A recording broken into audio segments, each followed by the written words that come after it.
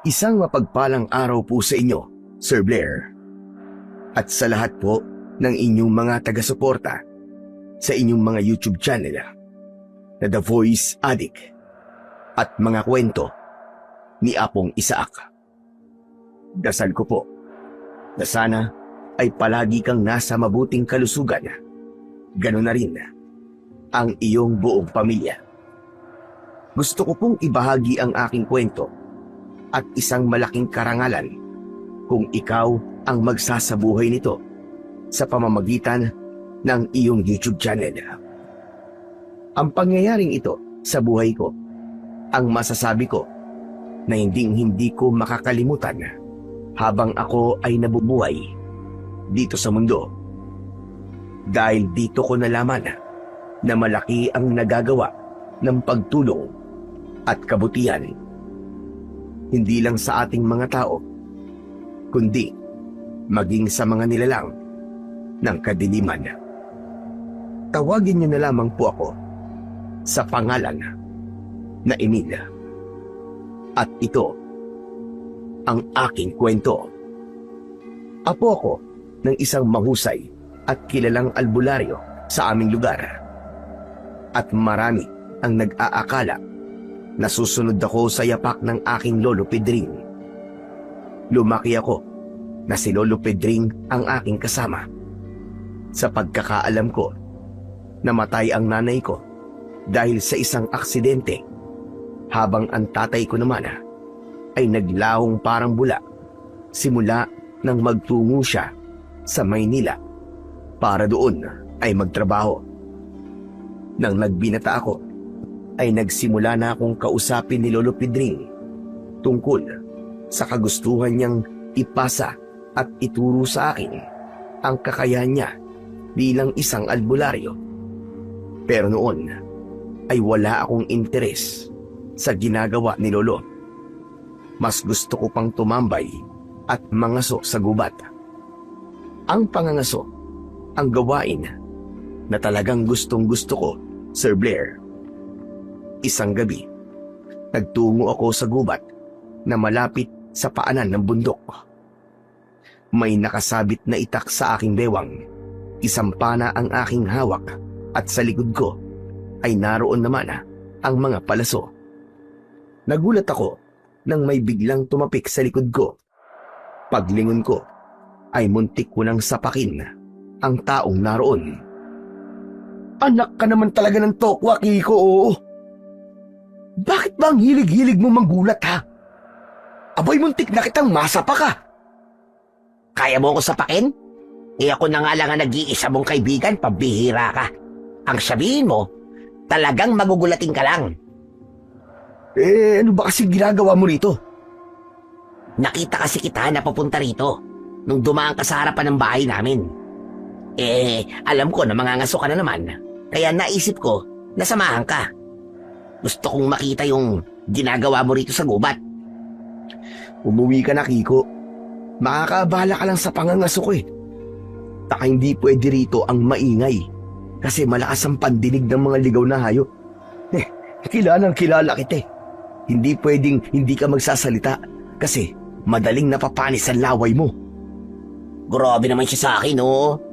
Promise, pipilitin kong wag mag-ingay. Saka naiinip kasi ako sa bahay. Nasira kasi yung radyo namin, kaya wala kaming mapakinggan na drama ngayong gabi. Sige na nga, hayaan na lang kita sumama sa akin ngayong gabi. Kasi baka umiyak ka pa pag di ako pumayag. Pero ito itikom mo yung bibig mo. Dahil kapag nakatakas, ang huhulihin ko ngayong gabi, ay nako, ikaw talaga ang papanain ko. O tara na, at titignan ko pa yung ginawa kong bitag at baka meron na akong nahuli doon. Kasama kong pumasok sa gubat si Kiko. Bata pa lang ay kaibigan ko na si Kiko at kahit noong nag-aaral pa lang kami ay palagi kaming magkaklase. Noon pa man ay magkasama na kami sa kalokohan at madalas ay sakit sa ulo kami ng mga naging guro namin. Ano ba kasing bitag yung pupuntahan natin? Isa yung hukay na tinabunan ko ng mga tuyong dahon. Kapag may tumapak na kung anong hayop doon, ay siguradong mahuhulog siya at di na siya makakawala. Parang kawawa naman pala sa'yo yung mga hayop dito sa gubat. Hinuhuli at kinakain mo sila. Kesa naman dumami sila ng dumami dito, di ba? Mas mabuti nang mapakinabangan sila ng tiyan namin ni Lolo Pedring. Saka malaking tulong din tong pangangaso ko sa amin, ano? Kapag nakakahuli ako ng baboy ramo, ay naibibenta ko yun sa palengke. Kumikita ako ng pera kahit papano. Butit nabanggit mo si Lolo Pedring. Alam mo ba na kinausap niya ako kahapon nang nakasalubong ko siya nang papunta ako doon sa palengke? O bakit? Anong sinabi sa'yo ni Lolo? Ang sabi niya, kumbinsihin daw kita na pumayag sa gusto niya. Naituro niya sa'yo ang kalaban niya sa panggagamot. Alam mo, mas mabuti pang pumayag ka na sa gusto ng lolo mo eh. Kasi akong palagi niya kinukulit eh. Baka raw makumbinsi kita, total. Magkaibigan tayong dalawa. Hindi ba sinabi ko na sa'yo dati na ayokong maging albularyo? Nakakapagod kaya ang ginagawa ni Lolo. Mas gusto ko pang mangaso kaysa manggamot ng mga may sakit. Ang astig kayang maging albularyo, biruin mo. Ataas ang tingin sa'yo ng mga tao kasi alam nila na meron kang kakayahan na wala ang marami. Kung ako lang talaga ang apo ni Lolo Pedring, ay nako, papayag nga ako na turuan niya ako ng manggamot. Malas mo kasi hindi ikaw ang apo niya. Mas malas si Lolo Pedring kasi ikaw ang naging apo niya. Mas malas siya kung ikaw ang magiging apo niya. Hoy, biro lang naman, tulaman. Parang di pa sanay sa bunganga ako eh. Nanghihinayang lang talaga ako sa'yo, Emil. Biruin mo. Malaki ang mababago sa buhay mo kung matututo ka manggamot. Marami ang hahanga sa'yo. At baka yun pa ang maging dahilan para maging sobrang yaman mo. Tus, imposible ang sinasabi mo na yayaman ako ng sobra sa panggagamot lang. Tignan mo nga si Lolo Pedring. Alam mo ba, na binata pa lang siya ay nanggagamot na siya. Tumanda na siya ngayon. Pero albularyo pa rin siya pero di pa rin yumayaman. Kaya paano ikayayaman ko ang pagiging albularyo? Sige nga. Eh masyado kasing mabait ang lolo mo eh. Okay lang sa kanya kahit walang pambayad yung nagpapagamot sa kanya. Kaya dapat, kapag ikaw ang magiging albularyo, ay maningil ka ng tama. Isipin mo na para kang doktor na may bayad kada taong gagamutin mo. Huwag mo nang ipilit sa akin na maging albularyo. Ayokong maging ganun, ayoko. Ay oo nga pala. Mag-ingat ka ha. Kasi, nandito na tayo sa lugar kung saan naroon yung bitag ko. Nagulat ako nang biglang sumigaw si Kiko. Kusang kumilos ang katawan ko nang nakita kong naapakan niya ang hukay na ginawa ko. Nagawa kong hawakan ang braso niya bago pa siya tuluyang mahulog doon. Kumapit ka na maayos! Kapag nahulog ka dyan, tepok ka! Bakit, Emil? Tignan mo yung ilalim ng hukay! Oy, bakit may mga matutulis na kawayan ng hukay na to? Tutuhugin mo ba ako? Bitag nga, di ba? Kaya huwag kang malikot. Kapag nakabitaw ka, paglalamayan ka namin bukas ng gabi. Hilahin mo ako, Emil. Ayoko pang mamatay. Ayoko maging taong barbecue. Bigla kong natawa sa sinabi ni Kiko. Hinila ko siya at matagumpay ko siyang naialis sa bingit ng kamatayan. Habol ni Kiko ang kanyang paghinga habang nakahawak ang isang kamay niya sa dibdib. Diyos ko po. Salamat, Emil. Akala ko talaga'y katapusan ko na. Bakit kasi ganyang klase ng hukay ang ginawa mo eh? Talagang nilagyan mo pa ng mga kawayang matutulis. Para kapag may nahulog na hayop dyan, ay patay na talaga. Hindi na ako mahihirapan na kunin siya. Di ba? Ang galing na naisip kong bitag. Magaling nga. Pero yan naman ang muntik ng pumatay sa akin. Sus, ang dami pang sinasabi. Ang importante, buhay ka. Saka alam mo ba, na napakalaking perwisyong ginawa mo, ha? Sinira mo ang bitag na ginawa ko para sa mga hayop na inuhuli ko. Talagang yan pa ang inalala mo, ha? Kaysa sa kaibigan mo, ha? Ang hirap kayang gawin yan. Dapat ay maingat ako sa paglalagay ng mga daon. Kasi kung hindi, guguho yan. Tapos, uulit na naman ako sa simula. Alam mo, nawalan na ako ng ganang mga ngayong gabi dahil sa ginawa mo. Ang mabuti pa, umuwi na tayo. Pakiramdam ko kasi, dahil may nangyaring hindi maganda, ay hindi na rin maganda ang mangyayari mamaya. Ako pa talaga ang sinisi mo, ha? Bakit? Alam ko ba kung nasan yung patibong mo? Nagpaalala na ako sa'yo, di ba? Pero hindi ka nakinig. Tumalikod na ako at naglakad palabas ng gubat habang tumatakbong nakasunod si Kiko sa akin. Nang nakalabas na kami ng gubat, ay dumiretso na ako sa bahay namin. Isa yung maliit na kubo. Doon ako lumaki. Napakaraming alaala ang nakapaloob sa bahay na yon. Merong masasaya at meron ding malulungkot at masasakit. Binuksan ko ang pinto at nang buksan ko ang ilaw ay napatda ako dahil gising si Lolo Pedring. Nakaupo siya sa kusina habang may isang baso ng kape sa harapan niya. Seryoso siyang tumingin sa akin. Naglakad ako palapit sa kanya. Bakit gising pa po kayo, Lo? Tapos nagkape pa kayo. Baka hindi na po kayo makatulog niyan. Naalimpugatan lang ako kanina. At nalaman kong wala ka. Alam kong nagtungo ka sa gubat para magaso. Hinintay niyo po ba ako? Wow, ang sweet mo talaga, Lo, ha? Kaya lang, wala po ako nahuli ngayon eh. Minalas ako. Gawa nang sumama sa akin si Kiko eh. Pasaway talaga. Nasira niya yung bitag na ginawa ko. Nawalan na tuloy ako ng ganang mangaso. Mabuti pa sa pagagaso ay meron kang oras. Pero sa pag-aaral ng maggamot ay wala ka. Lo, hindi pa ba noon ko pa sinabi sa inyo na ayokong maging albularyo? At anong gusto mong gawin sa buhay mo? Ang magaso? Ang maging tambay?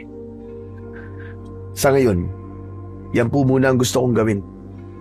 Saka, may kakaiba pong kaligayahan na ibibigay sa akin ng pangangasolo. Pakiramdam ko po, ay isa akong napakalakas na mandirigma sa tuwing nakakahuli ako ng mabangis na hayop sa gubat. Emil, ako na lang ang nag-iisang albularyo dito sa lugar natin. Mahina na ako at hindi na ako gaya noong araw. Nararamdaman ko na bilagdag araw ko rito sa mundo. Kaya dapat ko nang ipasa at ituro sa iyo ang aking kakayahan sa panggagamot. Isipin mo ang mangyayari sa baryong ito. Kapag nawalan ito ng isang albularyo, mas lalong mahihirapan ang mahihirap kapag nagkaroon sila ng sakit. Problema ba yun? E di sa ospital po sila pumunta. May pampublikong ospital naman po sa bayan ha. Mas mura nga puro nga magpagamot eh, kaysa sa mga pribadong ospital. Gaano ba kalayo rito ang bayan? Mahirap para sa mga may sakit na kailangan ng agarang gamutan ang pumunta pa sa bayan para makapagpa-ospital. Hindi mo ba naisip na ako ang takbuhan ng mga walang pera sa tuwing sila ay nagkakasakit? Paano na sila kung mawawala ako nang hindi mo pa natututunan ang paggagamot? Ayoko po kasing habang buhay kong papasanin ng tungkulin na maiiwan ninyo, Lo eh. Paano po kung bigla ko naisipang magpunta sa ibang lugar? Paano kung magtrabaho ako sa syudad gaya nung anak ni Aling Petra?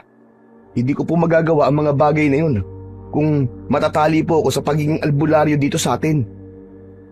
Hindi ko intensyon na itali ka ng matagal sa tungkulin na maaari kong ipasa sa iyo.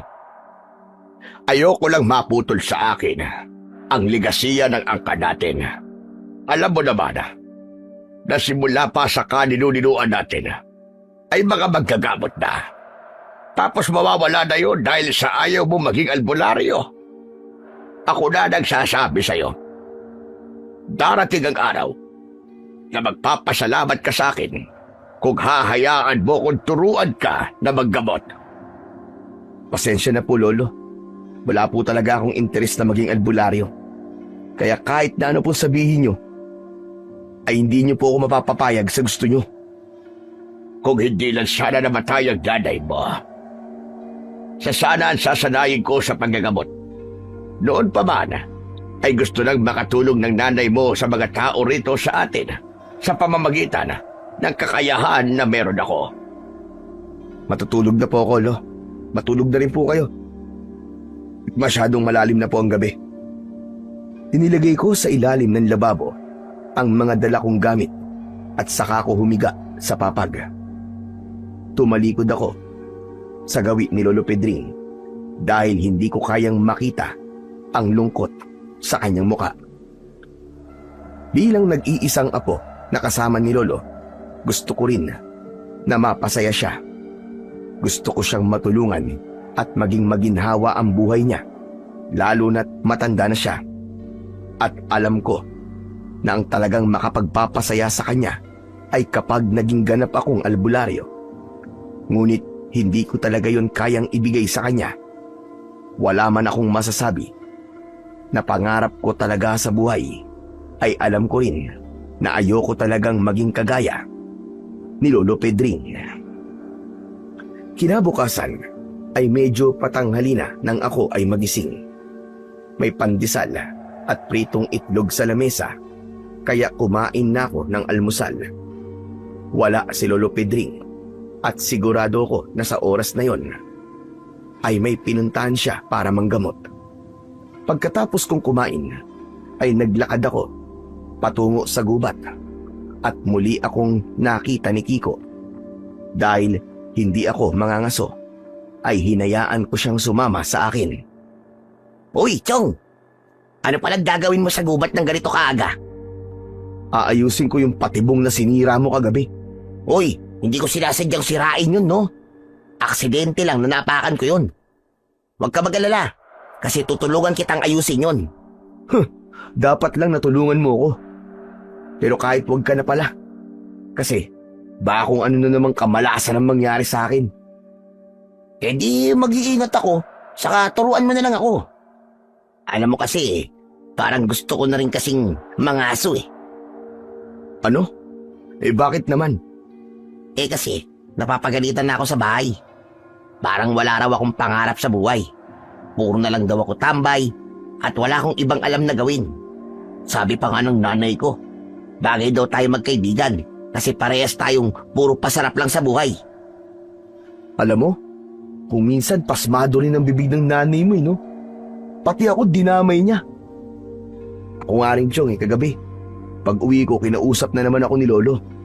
Pinipilit na naman niya akong maging albularyo. Di ko na alam kung ilang beses ko bang sasabihin sa kanya na ayokong maging kagaya niya.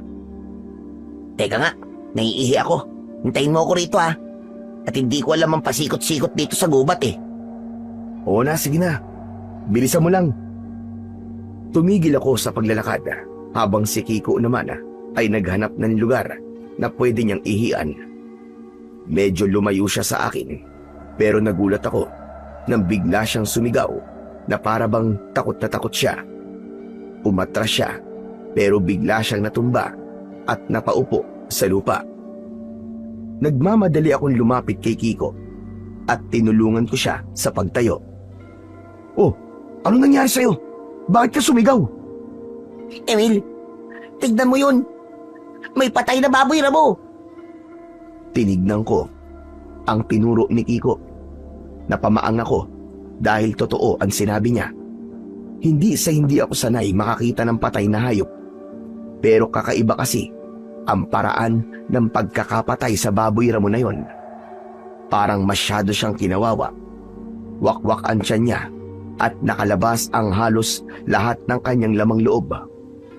Bukod doon, ay kapansin-pansin din ang napakaraming kagat sa iba't ibang parte ng kanyang katawan.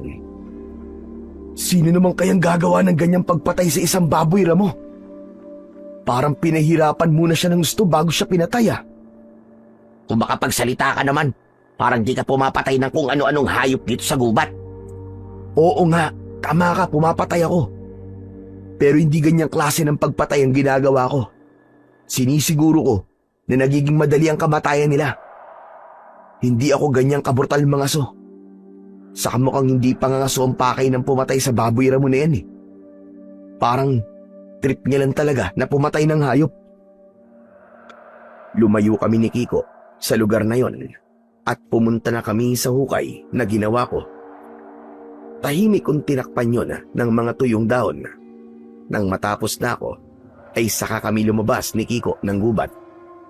Sumama siya sa akin hanggang sa bahay dahil aniya ay wala naman siyang ginagawa sa kanila. Umupo kami sa harapan ng bahay namin at doon kami nagkwentuhan. Maya-maya pa ay dumating na si Lolo Pedring. Sinalubong ko siya at nagmano ako sa kanya. Lo, mano po? Saan po kayo galing, Lo? Sa kabilang baryo lang. May nagpatawag kasi sa akin dahil merong may sakit doon. Mabuti nga at inabutan ko kahit papano. May pambili tayo ng ulam mamaya. Oo nga pala. Tumigil ka muna sa pangangaso sa gubat, ha? Bakit naman po, Lo? Huwag niyo naman po akong pigilan sa kasiyahan ko. Hindi sa pinipigilan kita sa nagpapasaya sa'yo. Nakasalubong ko kanina si Ernesto. Hindi ba? Tuwing madaling araw ay nagpupunta siya sa gubat para kumuha ng kahoy na ginagawa niyang uling. Aba, may nakita raw siyang aswang sa gubat. Mabuti na lang daw at nakatakbo siya dahil kung nakita siya ng aswang ay malamang patay na siya ngayon. Ano? Aswang? Sa gubat? Kalokohan yan. Kung meron pong dapat unang makakita ng aswang sa gubat ay ako yun. Kasi halos gabi-gabi po ako nagpupunta ron parang mga aso, di ba? Baka po sinasabi lang yun ni Mang Ernesto para wala nang ibang magpunta sa gubat para kumuha ng kahoy. Para nga naman siya na lang ang magbebenta ng uling dito sa atin. Mautak din pala yung Mang Ernesto na yan, ha? Masyadong mais.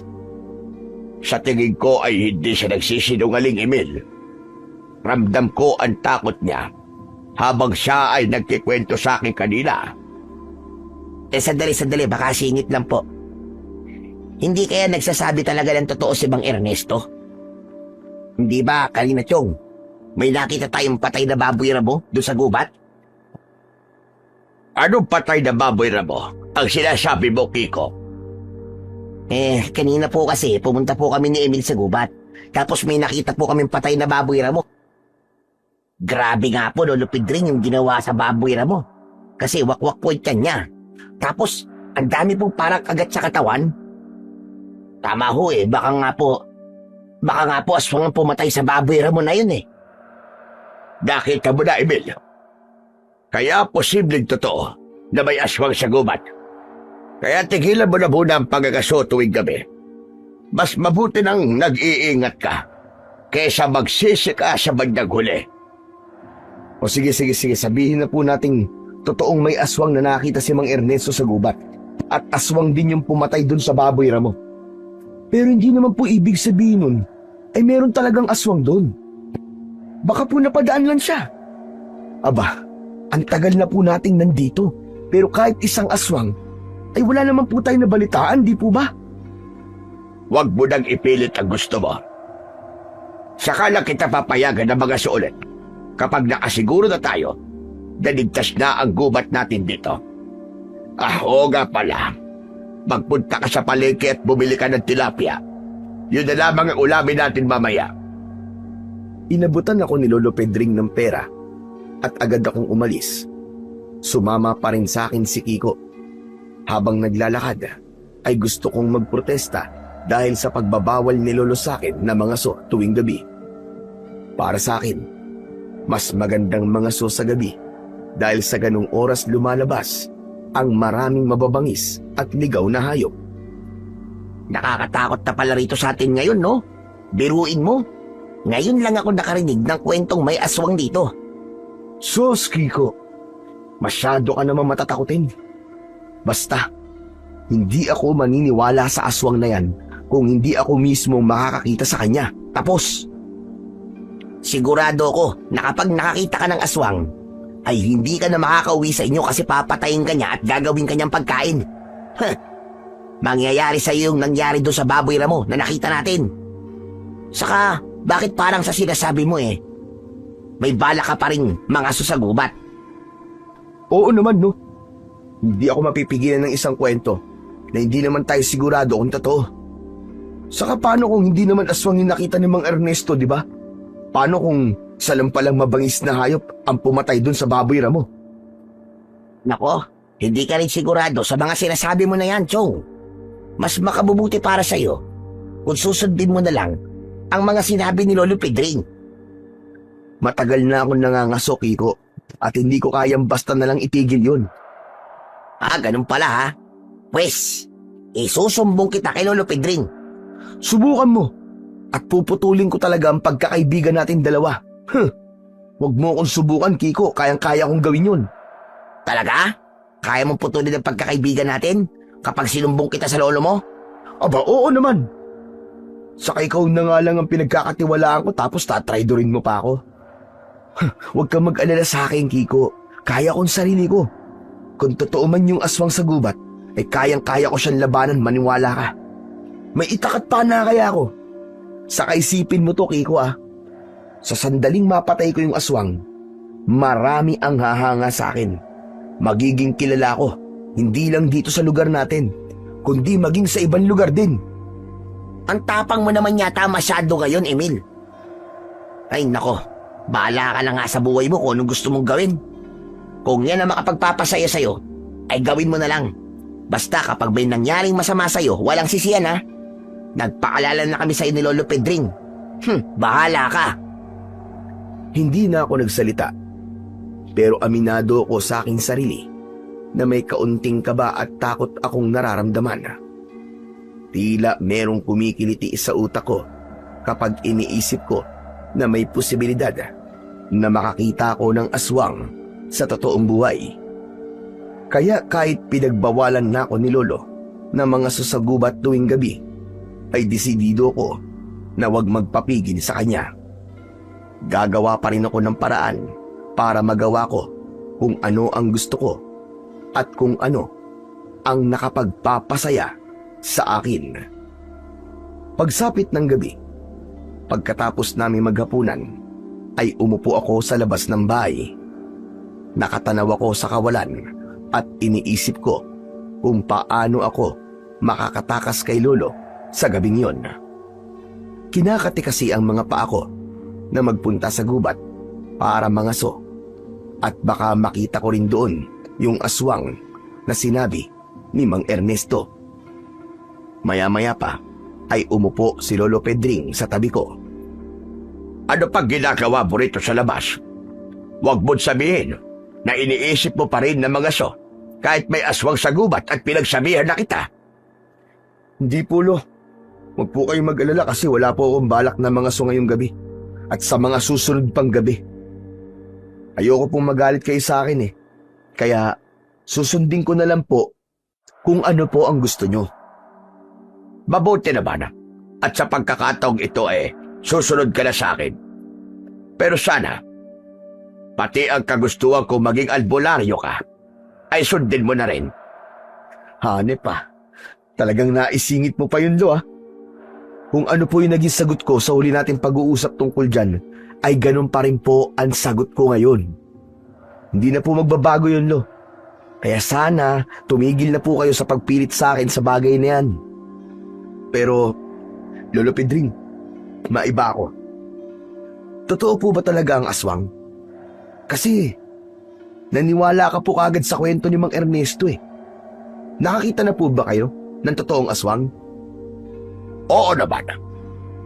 Binata pa ako nung unang beses akong nakakita ng aswang. Pero nangyari yon doon sa lugar kung saan ako isinilang. Talaga po? Di niyo pa po naikikwento sa akin ng bagay na yan Lo, ikwento niyo naman po sa akin na nangyari. Hindi na kailangan dahil ayoko na balikan ang alaala na yon. Kung ayaw niyong balikan, sana hindi niyo na lang po sinabi sa akin. Pinaasasan niyo lang ako. Tinanong mo kasi ako kung nakakita na ako ng aswang. Siyempre, kailangan kong magbigay ng patunay. Kahit papyaw lang po, Lo. Sige na. Kwento niyo na po sa akin. Tinatamad ako sa kainaantok na ako. Mauuna na ako matulog sa'yo at sumunod ka na rin sa akin sa loob. Huwag ka nang umalis Baka mamaya niyan magpunta ka pa ng gubat. Promise po, Lo, hindi po ako alis. Magpapahangin lang po ako rito tapos kapag inaantok na po ako, matutulog na rin po ako. O hala, sige. Papasok na ako. Tumango ako kay Lolo Pedring at matapos yon ay tumayo na siya.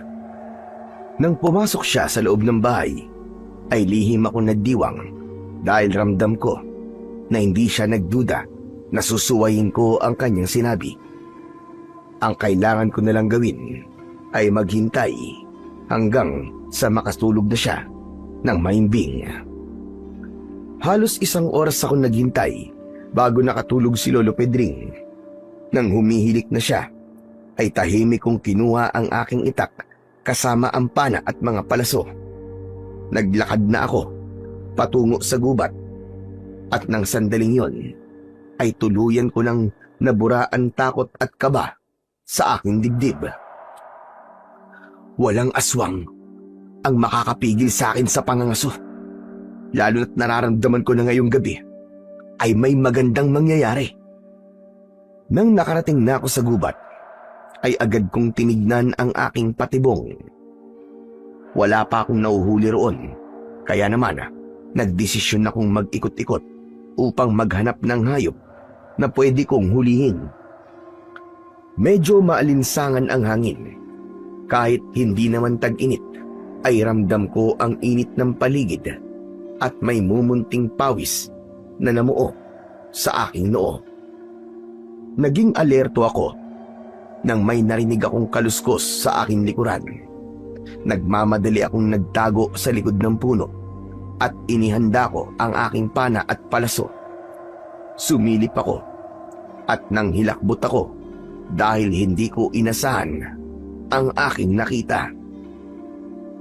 2 kakaiba at nakakatakot na nilalang ang nakita kong naglalakad at parang may hinahanap.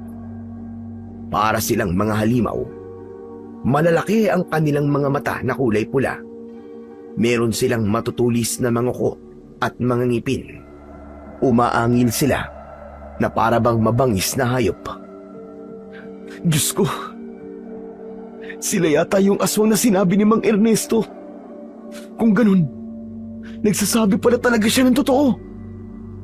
Alam ko na sinabi ko kay Kiko na kaya kong patayin ng aswang. Pero nang sandaling yun, ay pinangunahan talaga ako ng matinding takot. Ang unang pumasok sa utak ko ay ang makaalis sa lugar na yon at makauwi sa aming bahay. Isang malalim na paghinga ang pinakawalan ko. Nagsimula akong umatras at inihanda ko ang aking sarili sa pagtakbo. Pero sa kamalas-malasan, isang tuyong sanga ang natapakan ko at lumikha yun ng ingay. Lumingon ang aswang sa akin at nang tumakbo sila palapit sa akin ay doon na rin ako tumakbo. Diyos ko po! Ayoko pang mamatay! Huwag niyo naman pong hayaan na mamatay ako sa kamay ng mga aswang! Tulungan niyo ako, Panginoon! Mabilis kong nilingon ang mga humahabol sa akin at napasigaw ako dahil paliit na ng paliit ang distansya nila sa akin. Naramdaman ko na anumang sandali ay maaabutan na nila ako dahil mas mabilis silang tumakbo kesa sa akin. Sinunggaban ako ng isang aswang. Padapa ako natumba sa lupa at naramdaman ko ang bigat ng aswang sa likuran ko. Tulong! Tulungan niyo ako! Mas lalo ko natakot nang sabay na umangil ang 2 aswang. Ang buong akala ko ay yun na talaga ang katapusan ko. Pero nagtaka ko nang biglang nawala ang aswang na nasa likod ko. Nang tumihaya ako, ay nakita ko ang isang mas malaking aswang. Sinakmal niya sa leeg ang isang aswang at maras niyang hiniklas ang laman nito roon. Sinugod ito ng isang aswang pero sinakal yun ng mas malaking aswang at itinarak nito ang matutulis nitong kuko sa tapat ng puso ng aswang. Sa isang kisap mata ay nawalan ng buhay ang 2 aswang na kanina ay humabol sa akin. Tumingin ang malaking aswang sa akin at nagsimula siyang humakbang papalapit. Nanang ko po, parang awa niyo na. Huwag mo akong papatayin. Ako na lang ang kasama ng lolo ko eh. Baka mamatay siya sa lungkot kapag nauna akong namatay.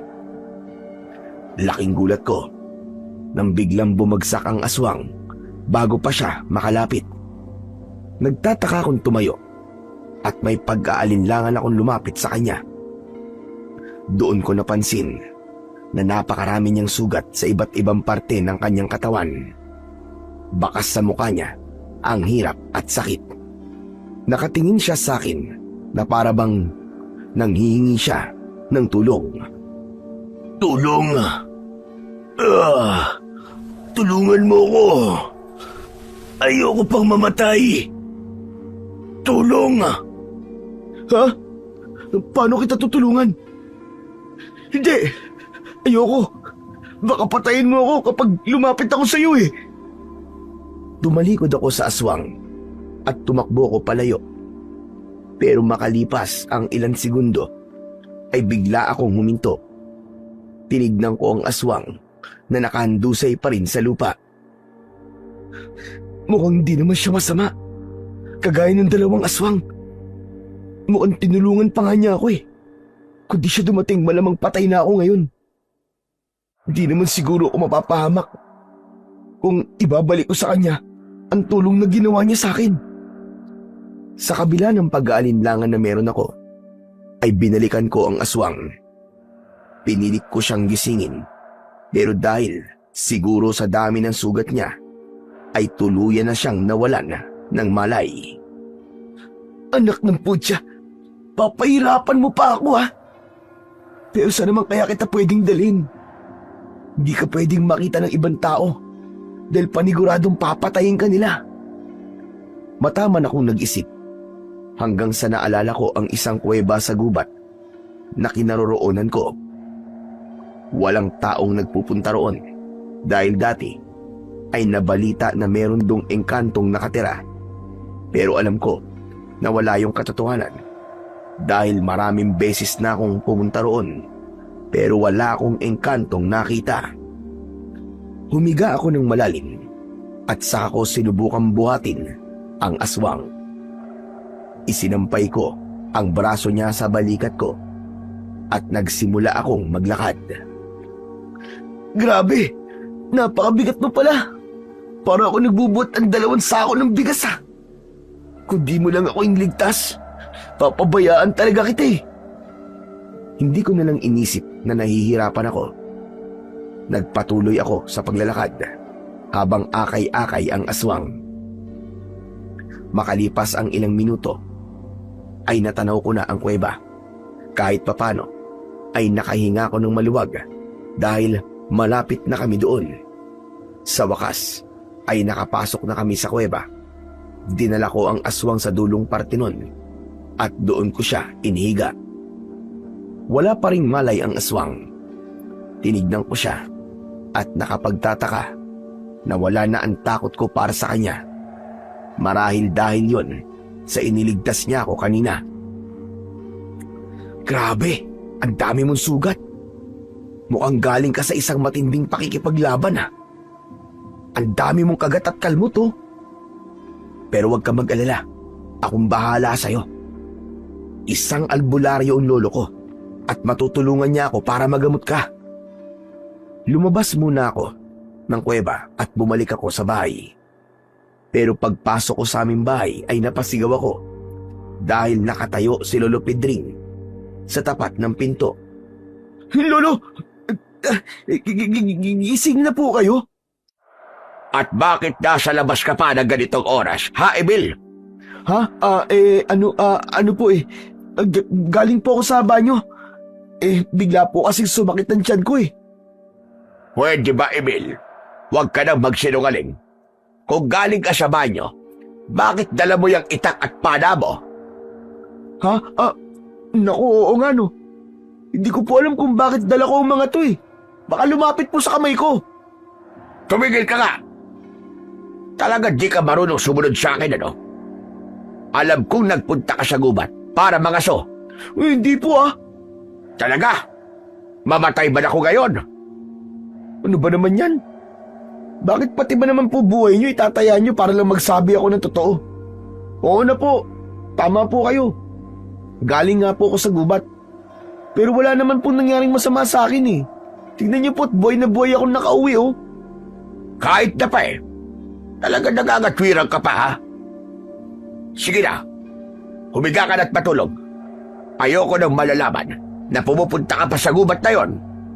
Oo, sorry na po. Wala na akong nagawa, kundi ang itabi ang mga dala kong gamit at humiga sa papag. Nabahala ako dahil hindi ko na pwedeng ituloy ang bala ko na balikan sa gabing yon ang sugatang aswang sa kuweba. Ipinagdasal ko na lang na sana bukas ay buhay pa siya kapag nakabalik na ako sa kanya. Paggising ko ng sunod na umaga, ay ang aswang kagad ang inisip ko. Nag-alala pa rin ako sa kung ano na ang nangyari sa kanya. Kaya habang nag-aalmusal kami ni Lolo Pedring, ay wala ako sa sarili. Halos hindi ko ginagalaw ang pagkaing nasa harapan ko. Hoy! Ano ba nangyayari sa'yo bata ka? At kanina ka pa nakatulala dyan. Nagtatampo ka ba sa akin dahil napagalitan kita kagabi? Hindi po.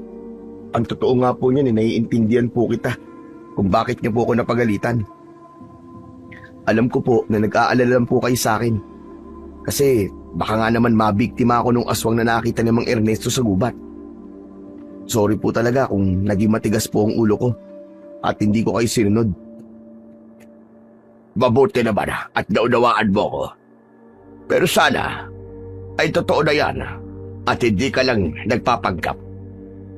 Kung hindi ka pala nagtatampo, ay bakit parang pasag mo ang lahat ng problema sa mundo?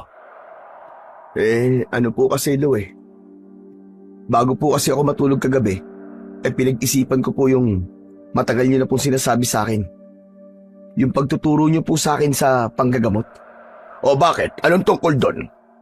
Hindi ba palagi ka na lamang tumatanggi kapag sinasabi kong tuturuan kita noon? Napagtanto ko po kasi na tama po kayo, Lo. Kailangan ko pong ipagpatuloy ang panggagamot. Hindi po pwedeng mawala yun ng dahil po sa akin. Ang ibig mo ba sabihin pumapayag ka na? Oo, payag na po akong sumunod po sa yapak nyo bilang isang albularyo. Handa na po akong matutunan ang mga kaalaman na meron ka po. Totoo ba yung sinasabi mo? O baka naman niloloko mo lang ako? Hindi ko po gagawin biro ang bagay na to, Lo. Kasi alam ko po kung gaano po ito kahalaga sa inyo.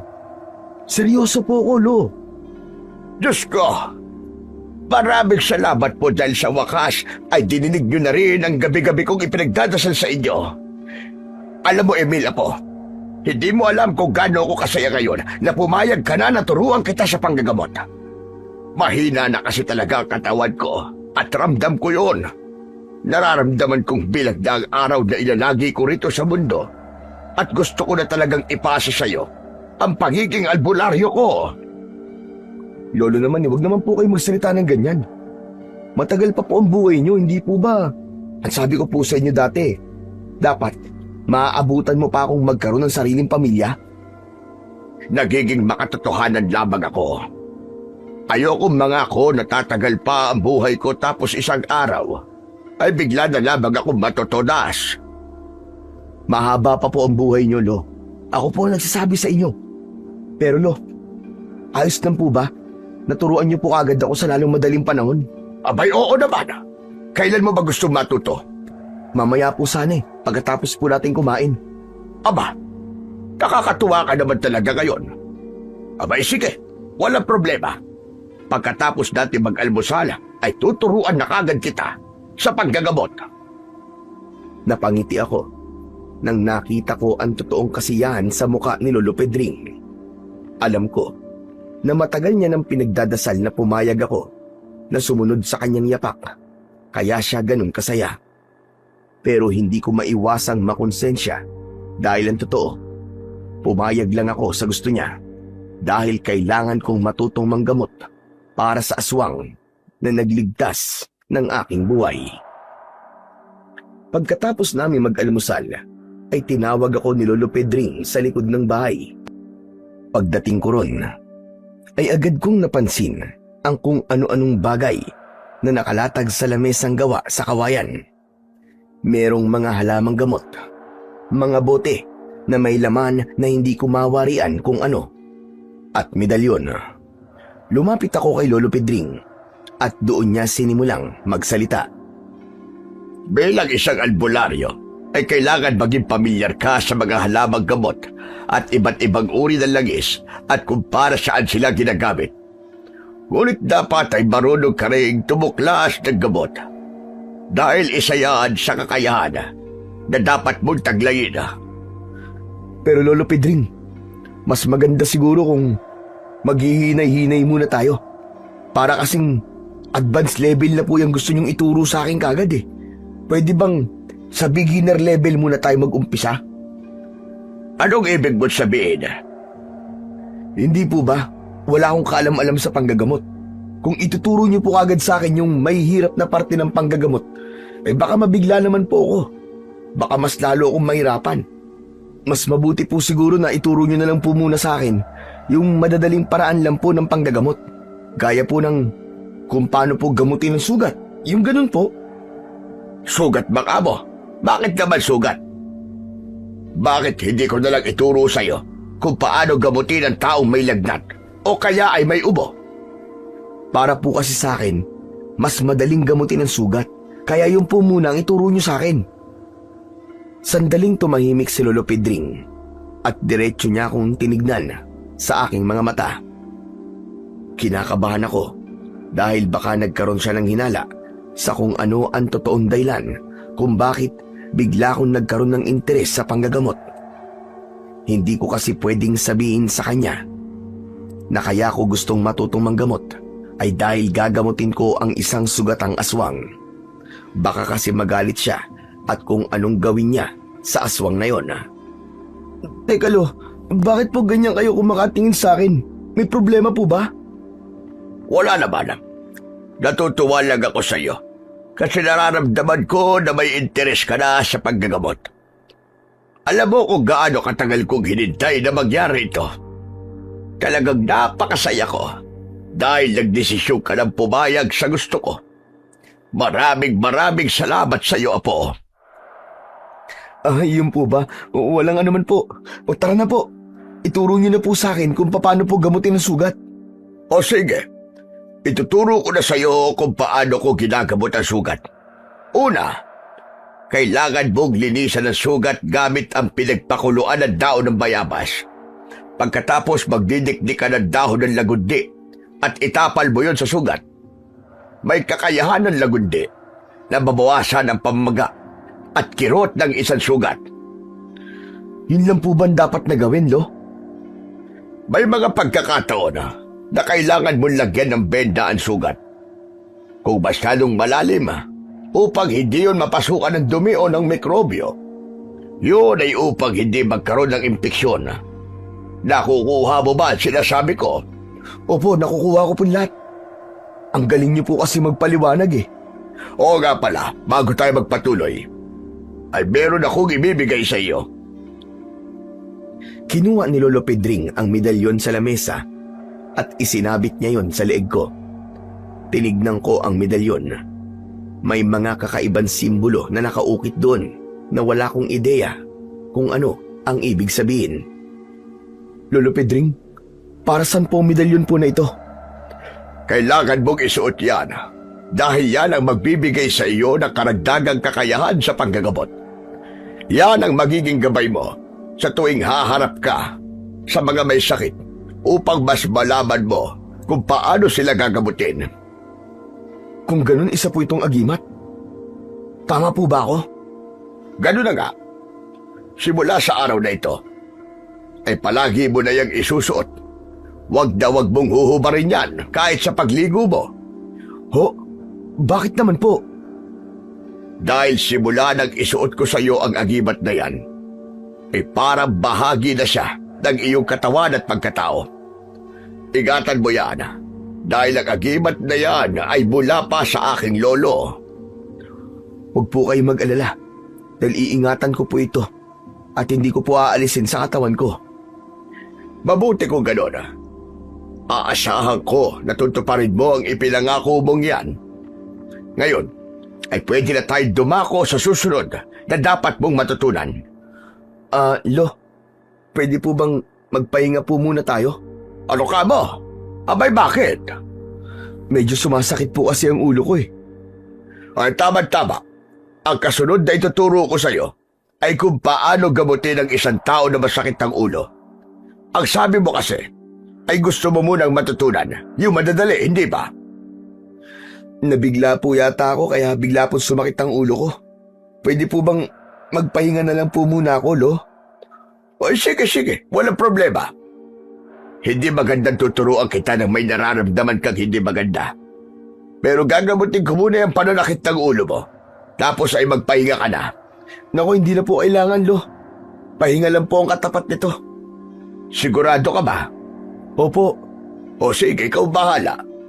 Magpahinga ka na muna at kapag maayos na ang lagay mo, saka natin ituloy ang pagtuturo ko sa'yo. Magpupunta lang muna ako sa palengke para bumili ng bigas at ulam natin mamaya. Lihim akong nagdiwang nang nalaman kong aalis si Lolo Pedring. Ibig sabihin kasi nun ay may pagkakataon akong balikan ng aswang sa kuweba. Hindi naman kasi talaga masakit ang ulo ko. Dahilan ko lang yon sa lolo ko para tumigil na si Lolo sa pagtuturo sa akin. Total, naituro niya na sa akin kung paano gamutin ang sugat at yun lang talaga ang gusto kong matutunan. Pumasok ako sa bahay at humiga sa papag para mapaniwala ko si Lolo na totoong sumasakit ang ulo ko. Hindi nagtagal ay umalis na si Lolo Pedring. Agad akong bumangon at kumuha ako ng dahon ng bayabas at lagundi na nakatanim sa harapan ng aming bahay. Pinakuluan ko ang dahon ng bayabas at pagkatapos ay inilagay ko ang pinagpakuluan sa isang bote. Kumuha rin ako ng isang plastik at doon ko inilagay ang mga dapat kong dalhin gaya ng lumang damit na ginupit ko para maging benda. Nagdala na rin ako ng tinapay at tubig na inilagay ko rin sa isang bote. Maya-maya pa ay nagmamadali akong nagtungo sa gubat. Nang nasa loob na ako ng kuweba, ay medyo kinabahan ako dahil baka patay na ang aswang. Pagdating ko sa dulo ng kuweba, ay natigilan ako dahil isang lalaking may malaking katawan ang naroon. Makapal ang bigote at balbas niya. Nakahiga siya sa kung saan hiniga ko yung aswang nung nakaraang gabi. Siya na ba yung aswang? Mukhang nag-anyong tao na siya dahil umaga na. Lumapit ako sa lalaki at inilapag ko muna ang dala ko. Hinawakan ko ang kamay niya para pulsuan siya. Nakahinga ako ng maluwag nang may maramdaman akong pulso. Marahil ay wala pa rin siyang malay o hindi kaya ay tulog lang siya. Kailangan ko nang linisin ang mga sugat niya habang di pa siya nagigising.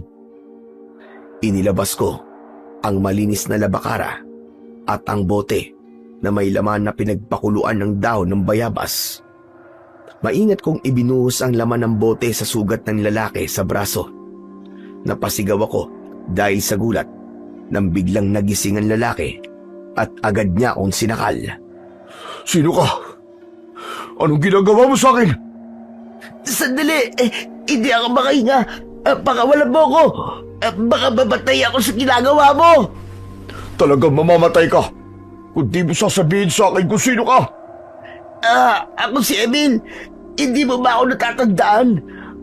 Ako yung iniligtas mo kagabi sa dalawang aswang. Dinala kita rito sa loob ng kuweba para gamutin. Wala akong balak na masama sa'yo. Ano ka ba? Gusto ko lang kitang gamutin. Bitiwan mo na ako. Matalim akong tinignan ng lalaki. Tila nag-iisip pa siya kung nagsasabi ba ako ng totoo o hindi. Hanggang sa binitiwan niya ang leeg ko. Naubo ako ng ilang beses at nagpasalamat ako sa Diyos dahil akala ko talaga ay katapusan ko na. Salamat. Akala ko papatayin mo na ako eh. Magpasalamat ka. Dahil natandaan ko ang mukha mo. Dahil kung hindi, ipapatayin talaga kita. Grabe ka naman. Kundi dahil sa akin baka patay ka na eh. Magpasalamat ka rin kasi marunong akong tumanaw ng utang na loob. Pero kailangan ko ng linisan ng mga sugat mo. Dapat din malagyan ng gamot ang mga yan para gumaling ang mga yan ng mabilis. Bakit naman ipagkakatiwala ako sa iyo mga sugat ko? Huwag kang mag-alala. Kasi apo ako ng mahusay na albularyo. Nagpaturo ko sa kanya kung paano gamutin ang sugat. Kaya kumalma ka at ako ang bahala sa'yo, okay? Kung gano'n ay pumapayag na ako na gamutin mo ko. Ngunit sa sandaling may hindi ka magandang gawin sa akin, ay buhay mo magiging kapalit. Grabe ka naman. Talagang buhay ko kagad ang kapalit. Pero huwag ka na mag-alala. Kasi akong bahala sa'yo. Alam ko ang gagawin ko. Yun nga lang, hindi ko may papangako na hindi ka masasaktan kasi paniguradong masasaktan ka kapag nililinisan ko na ang mga sugat mo. Walang problema yun. Wala nang masasakit pa sa mga pinagdaanan ko. Kumilos ka na at gawin mo na ang dapat mong gawin. Nagsimula ko ng linisan ang mga sugat ng aswang. Paminsan-minsan ay tinitignan ko ang muka ng lalaki at halatang tinitiis niya ang sakit. Ano nga pa ng pangalan mo? Kailangan mo pa bang malaman ang pangalan ko? Oo naman, para makilala ko ang tao ay aswang na pinagkakautangan ko ng buhay ko. Ako si Bagwis. Bagwis? Ang astig ng pangalan mo ah. Pero hindi bagay sa'yo kasi wala ka naman pakpak eh. Ano bang pakialam mo sa pangalang binigay sa akin ng mga magulang ko? Wala naman. Nagkomento lang ako sa pangalan mo. Pero pwede ko bang malaman kung bakit mo ako iniligtas sa mga aswang kagabi? Aswang ka rin kasi kaya nagtataka ko kung bakit mo yung ginawa. Simple lang ang sagot ko sa tanong mo. Dahil nangangailangan ka ng tulong kaya tinulungan kita. Isa pa, ang mga aswang na yon ay mga kalaban ko. Ilan lang sila sa mga aswang na gusto kong patayin. Ha? Bakit ka nila gustong patayin? Bakit ba ang dami mong tanong? Para nga makilala kita. Tsaka wala namang masama dun, di ba? Saka ano ba nangyari? At ang dami-dami mong sugat. Ang mga sugat sa katawan ko ay dahil sa mga aswang. Nakasamaan ko nun. Kabilang ako sa isang grupo ng mga aswang na sumasalakay sa iba't ibang lugar para magasik ng lagim at takot at kamatayan sa mga tao. Ngunit hindi ako kagaya ng mga kasama ko dahil lihim kong inililigtas sa mga tao. Talaga? Hindi ko alam na may aswang pala na tumutulong sa mga tao. Hindi lahat ng aswang ay pumapatay at kumakain ng tao. Noon ay ganun ako. Pero nang may isang tao na tumulong sa akin nang nasa panganib ako at pinakain niya ako ng kabutihan, ay doon ko napagtanto na hindi ko kalaban ng mga tao. Lumalaban lang sila sa mga aswang para protektahan ang kanilang sarili. At doon na ako nagsimulang tumulong sa mga tao sa tuwing inaatake sila ng mga kasamahan kong aswang. Mabuti na lang pala't nagbago ka kasi kung hindi, malamang ay hindi mo na maiisip na iligtas ako kagabi. Pero ang dami mo nang sinabi tapos hindi ko pa nalalaman kung bakit ang dami mong sugat. Hindi ba sinabi ko na kanina na ang may gawa niyan ay ang mga kasamahan ko? Nang natuklasan ng pinuno namin ang ginagawa kong pagtulong sa mga tao ay labis na nagalit sa akin. Inutusan niya mga kasamahan ko na patayin ako. Pinagtulungan nila ako pero nagawa ko pa rin makatakas hanggang sa napunta ako sa kagubatan. Ngunit patuloy nila akong tinugis. At kagabi, doon na nga kita nakita. Grabe. Ang tindi pala ng pinagdaanan mo ha. Pero sigurado ako na malakas ka. Kasi kahit mag-isa ka, ay nagawa mo pa rin makaligtas at mabuhay. Ay oo nga pala. Lalagyan ko na ng gamot ang mga sugat mo ha. Dinikdik na dahon ng lagundi ang ilalagay ko. Ang sabi ng lolo ko, mainam daw to sa sugat kasi nakakabawas to ng pamamaga at kirot. Gawin mo na lang ang dapat mong gawin. Hindi muna ako nagsalita at sinimulan ko lang lagyan ng dahon ng lagundi ang mga sugat ni Bagwis. Mas naging maingat ako ng sandaling yon. Binindahan ko ang malalim niyang sugat at maya-maya pa ay natapos na ako. Pasensya ka na. kung nagmukha kang mami dahil sa mga benda mo. Pero kailangan kasi yan para maiwasan ang impeksyon. Ang dumi pa naman sa kuweban to. May dala pala akong tinapay at tubig dito. Kumain ka muna. Ay, teka. Oo nga pala kumakain ka ba nito? O kailangan mo ng sariwang karne? Kumakain ako ng pagkain ng tao. Kaya walang problema sa akin ng tinapay. Mabuti naman kung ganun. Akala ko kailangan ko pang manghuli ng hayop dito sa gubat Kung di mo na itatanong, magaling kasi akong mangangaso. Ibinigay ko kay Bagwis ang tinapay at tubig. Kinain niya agad ang tinapay at ininom ang tubig. Pinagmasdan ko lang siya at hindi pa rin ako makapaniwala na isang aswang ang nasa harapan ko. Bakit ka nakatingin sa akin? May problema ba? Wala naman. Di lang kasi ako makapaniwala na isa kang aswang. Hindi ka ba natatakot sa akin? Nung hindi ko pa nalalaman ang kwento mo, medyo natatakot pa ako sa'yo. Pero nung nalaman ko na hindi ka pumapatay ng mga tao, hindi na. Saka, mukha ka namang mabait ano na palang balak mo ngayon? May pupuntahan ka bang lugar? Baka matulungan kita. Meron akong lugar na pupuntahan. Sa lugar kung saan naroon ang mga dati at una kong kasamahan ng mga aswang. Kaya ko ay di rin sila pumapatay ng mga tao at alam kong mas magiging ligtas ako ron. Pagkaso lang, sa kalagayan ko ngayon, ay di ko pa kayang maglakbay ng matagal. Baka bumigay ang katawan ko at yun pa maging dahilan ng kamatayan ko. Sa bagay, tama yung sinabi mo. May posibilidad talaga na mamatay ka kung maglalakbay ka ng napakalayo tapos sariwa pa ang mga sugat mo.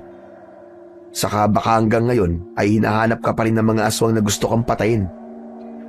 Isa pa yan sa ikinakabahala ko. Hindi ko pa sila kayang harapin dahil mahina pa ako. Kailangan ko munang pagalingin ang mga sugat ko. Huwag ka mag-alala, Bagwis. Dahil utang ko sa iyong buhay ko, ay ako nang bahalang gumamot ng mga sugat mo. Basta huwag kang lalabas sa kuwebang to lalo na kapag maliwanag pa.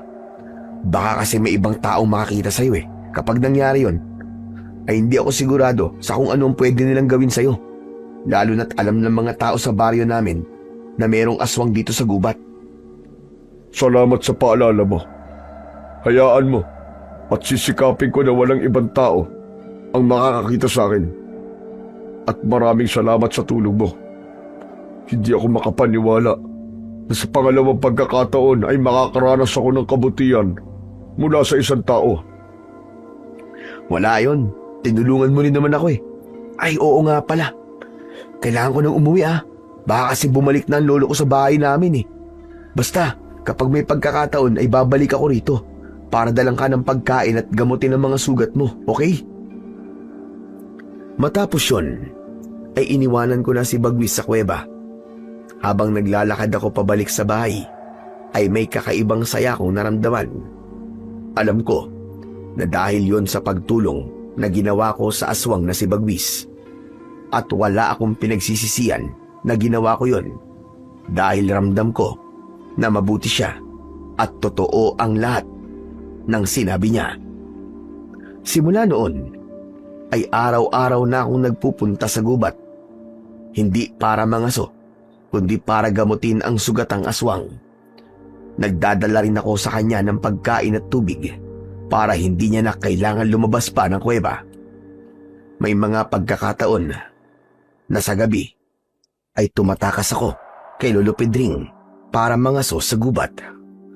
Ang hayop na nahuhuli ko ay ibinibigay ko kay Bagwis dahil kailangan niyang kumain ng sariwang laman at dugo bilang isa siyang aswang.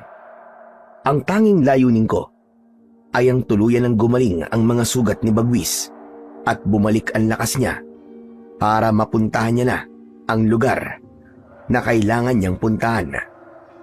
Nang panahon na yon, ay patuloy din ang pagtuturo ni Lolo Pedring sa akin kung paano ang manggamot. Kailangan ko kasing panindigan na interesado ako na maging albularyo para hindi niya mahalata ang totoong dahilan kung bakit ko yun ginagawa. Ngunit isang araw isang hindi magandang balita ang dumating.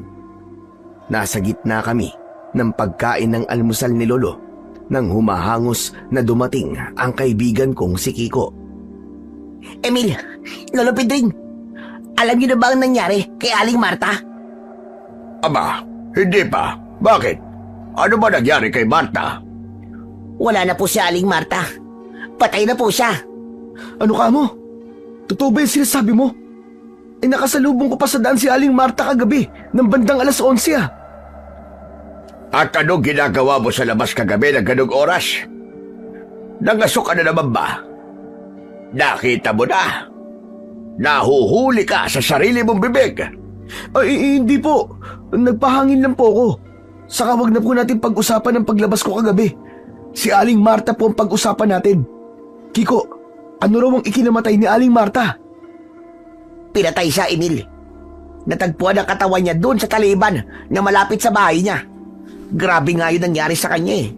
Ang dami niyang kalmot sa kanyang katawan. Tapos wakwak din ang tiyan niya.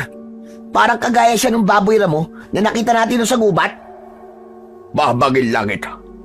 Ang ibig mo ba sabihin ay pinatay ng aswang si Marta? Ganun na nga po, Lolo Pedring. Yan din po kasi ang hinala ng mga tao. Sigurado raw po sila na yung aswang na nakita ni Mang Ernesto ang pumatay kay Aling Marta. Hindi na pala talaga ligtas sa lugar natin ngayon. Ano ba kasi ang nangyayari at biglang nagkaroon ng aswang dito? Ikaw, Emil, talagang itigil mo na muna yung paglabas-labas mo ng gabi para mangaso. Akala mo ba hindi ko alam na tumatakas ka at nagpupunta ka pa rin sa gubat? Nag-iingat naman po ako, Lu eh. Saka kaya ko pong ipagtanggol ang sarili ko. Kahit na, wala kang alam sa kung ano kayang gawin ng mga aswang na yan. Ang gawin mo ay pagtuunan mo ng pansin ang pagtuturo ko sa iyo sa paggagamot. Ano? Sandali nga. Emil, talaga ba? Nag-aaral ka na ng panggagamot? Ha? Oo, Kiko. Bakit parang hindi ka makapaniwala? Di ba? Ilang beses na nating napag-usapan ng tungkol sa bagay na yan. Ang sabi mo, hindi ka susunod sa yapak ng Lolo Pedring mo. Bakit? Hindi ba pwedeng magbago ang isip? Sa bagay, pero masaya ako na nagbago ang isip mo. Sigurado ako na darating ang araw na magiging kilalang albularyo ka, kagaya ni Lolo Pedring. Magdilang anghel ka sana, Kiko. Kaya nga ginagawa ko ang lahat para maituro kay Emil ang lahat na dapat niyang malaman para naman makapagpahinga na ako. Kapag kasi handa na si Emil, ay sisimulan niya na ang paggagamot habang patuloy ko siyang ginagabayan. Hindi na lang ako nagsalita dahil ayoko nang humaba pa ang aming usapan tungkol sa pagsasanay na ginagawa sa akin ni Lolo. Ang nasa utak ko ay ang aswang na pumatay kay Aling Marta dahil may hinala ko na ang mga aswang na naghahanap kay Bagwis ang gumawa nun. Kinagabihan, nang nakatulog na si Lolo Pedring, ay pumuslit ako papunta sa gubat. Nagtungo ako sa kuweba kung saan naroon si Bagwis dahil gabi ay nasaan yung aswang siya. Nasabi niya sa akin na hindi niya kayang pigilan ang pagbabagong anyo niya sa tuwing kumakagat ang dilim. Habang nilalagyan ko ng gamot ang mga sugat niya, ay napansin ko na medyo gumagaling na ang mga yon. Aba, ayos ah. Medyo gumagaling na ang mga sugat mo. Nakakatuwa naman, Bagwis. Dahil yan sa husay mo sa paggagamot, siguro ay maraming humahanga sa iyo sa baryo niyo dahil magaling kang albularyo. Mali ka sa sinabi mo. Ang Lolo Pedring ko talaga ang kilalang magaling na albularyo sa baryo namin. Ang totoo nga niyan eh. Gusto niya akong maging kagaya niya pero ayoko. Nagpapanggap lang ako na gusto ko na tinuturuan niya ako kasi kailangan ko matuto ng panggagamot para magamot kita. Alam mo, may mga bagay na inaayawan natin kahit hindi pa natin yun nasusubukan. Bakit hindi mo muna subukan maging albularyo? At kung talagang ayaw mo, ay saka ka tumigil. Basta, sa ngayon ay wala pa rin akong interes na maging albularyo. Kapag gumaling ka na ay titigil na rin ako sa pagsasanay. Ay oo nga pala, maiba ako. Alam mo ba na may pinatayang aswang sa baryo namin? Ang hinala ko, ang may gawa nun ay yung mga aswang na naghahanap sa'yo. Ikinalulungkot ko na nangyayari yan sa baryo nyo. At tama ka, ang mga aswang na yon na may kagagawa nun. Malamang, alam nila na nandito pa rin ako sa lugar na ito at nagtatago. Pumapatay sila ng mga tao dahil alam nila, sa ganung paraan, ilalabas ako para protekta ng mga tao laban sa kanila. Sa kasamaang palad, hindi pa bumabalik ang lakas ko. Kaya hindi ko pa kayo may pagtatanggol. Huwag kang mag-alala, Bagwis. Siguro naman ay kaya namin protekta ng aming mga sarili. Sa mga pagkaraniwang aswang, ay maaaring kaya niyong protekta ng inyong sarili. Ngunit sa pinuno ng mga aswang, na si Barangaw, ay duda ko. Masyado siyang malakas kumpara sa mga alagad niya. At sa oras na dumating siya sa lugar niyo, ay paniguradong dadanak ang dugo. Pero, maaari ko namang isuko ang sarili ko. Kung dumating ang panahon na yon, mas pipiliin ko pa ang mamatay kesa maraming tao ang magbuwis ng buhay. Ako lang naman ang hinahanap ni Barangaw. Gusto niya ako mamatay dahil sa pagtataksil na ginawa ko sa kanila. Hindi sa pagmamayabang, pero ako ang pinakamalakas niyang alagad. Sinanay niya ako para maging kanang kamay niya. Kaya gano'n na lang katindi ang galit niya nang malaman niyang isa akong traidor. Nang malaman ko ang tungkol sa pinuno ng mga aswang na si Barangaw, ay may matinding takot at kilabot na gumapang sa aking katawan. Base kasi sa kwento ni Bagwis, ay masyadong malupit si Barangaw at hindi siya nagdadalawang isip na pumatay. Mas lalo akong kinilabutan nang naisip kong maaaring mangyari sa aming lahat sa sandaling dumating si Barangaw sa aming baryo. Hindi nagtagal ay nagpaalam na ako kay Bagwis. Habang naglalakad ako palabas ng gubat, ay napahinto ako nang malaman kong hawak ko ang plastik na naglalaman ng tinapay at tubig na dinala ko para kay Bagwis. Anak nang, nakalimutan ko pala itong bigay kay Bagwis. Wala akong nagawa kundi ang maglakad pabalik sa kuweba. Pagpasok ko roon ay nagtaka ko nang may naulinagan akong boses ng isang matanda na parang kinakausap si Bagwis. Nagmamadali akong tumakbo papunta sa dulong bahagi ng kuweba at laking gulat ko nang nakita ko si Lolo Pedring. May hawak siyang itak at nakatutok yon sa leeg ni Bagwis. Lolo Pedring, sandali lang! Huwag niyo po sasaktan si Bagwis! Emil, sinasabi ko na nga ba't may ginagawa kang kababalaghan dito sa gubat? Kaya gabi-gabi ka narito. Mabuti na lang talaga at sinundan kita. Bakit mo tinutulungan ang aswang na ito? Ginamitan ka ba niya ng itim na mahika? At ngayon ay nasa ilalim ka ng kanyang kapangyarihan? Hindi po, Lo, hindi ho. Makinig po muna kayo sa sasabihin ko. Kung ano man po ang tulong na ginagawa ko kay Bagwis, ay kusang loob ko po yung ginagawa. Wala po ako sa ilalim ng kapangyarihan niya, Lo. Maniwala kayo. At paano mo nagagawang tulungan ng aswang na siyang pumatay sa ating kababaryo? Lo, hindi po si Bagwis ang pumatay kay Aling Marta. Maniwala po kayo, Lo. Ang pumatay po kay Aling Marta ay ang mga aswang na gustong pumatay kay Bagwis. Iniligtas po ni Bagwis ang buhay ko, Lo. Kaya po tinulungan ko siyang gamutin ang mga sugat niya. May isang beses po kasi na habang nangangaso ko, ay may 2 aswang po ang umatake sa akin.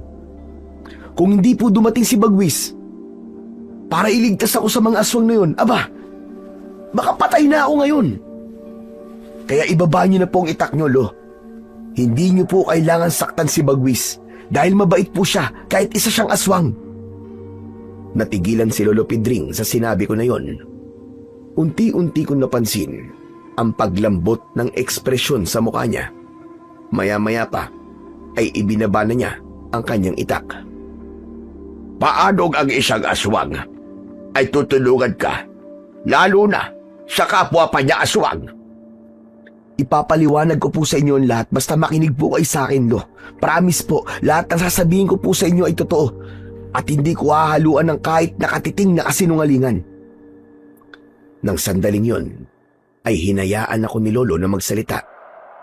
Sinabi ko sa kanya ang dahilan kung bakit gustong patayin ng iba pang mga aswang si Bagwis.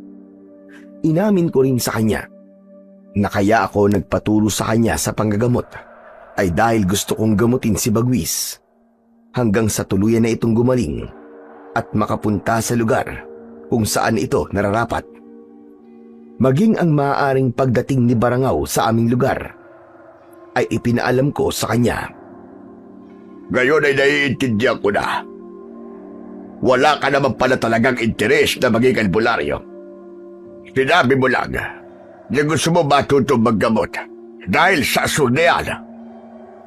Pero hindi po ba, Lo? Okay na din po yun. Kasi kahit papano ay may nalalaman po ko sa panggagamot. Kahit na. Kaya pala sa tuwing tinuturuan kita ay ramdam ko na tinatamad ka. Iniisip ko na nga lang na pagod ka talaga.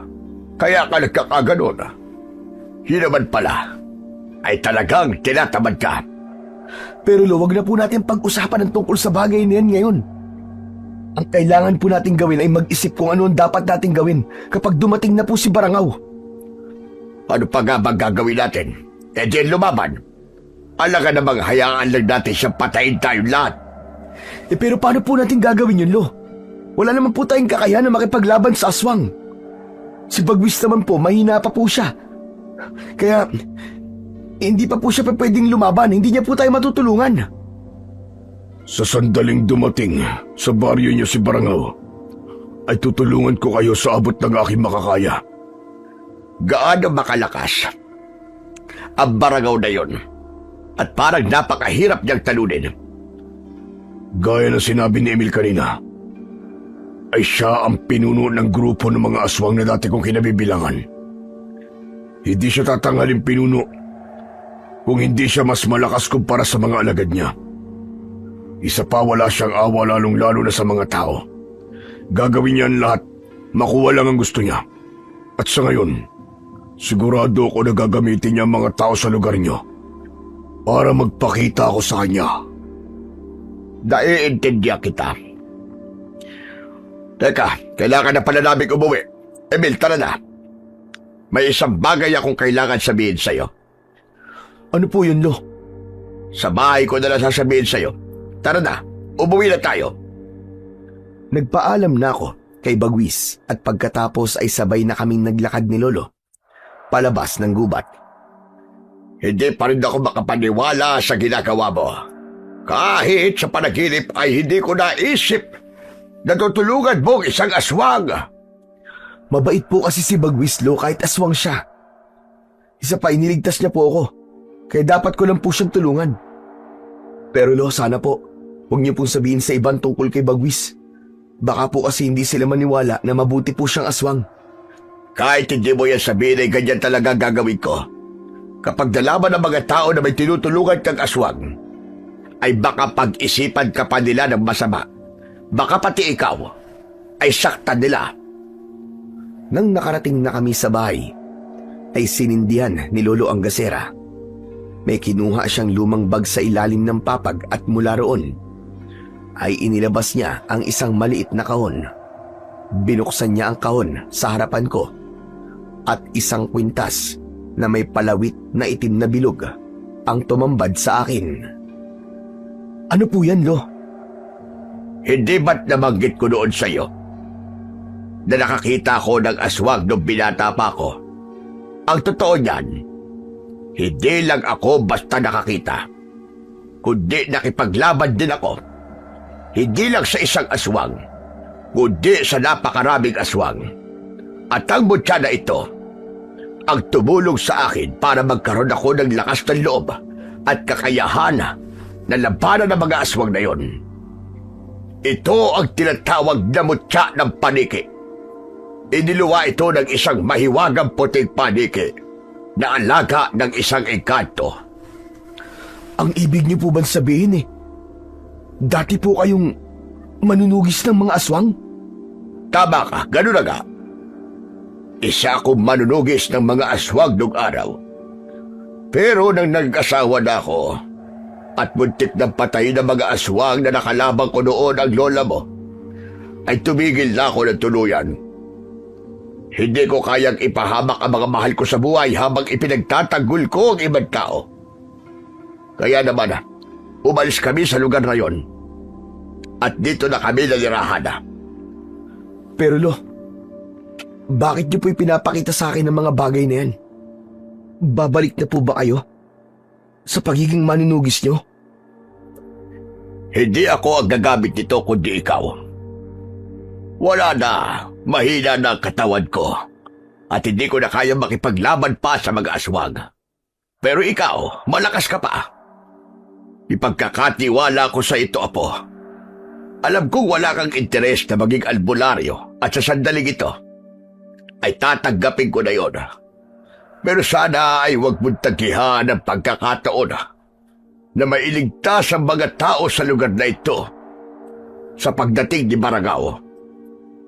Naisipan ko ring ibigay sa iyo ito upang mabigyan mo ng proteksyon ang iyong sarili.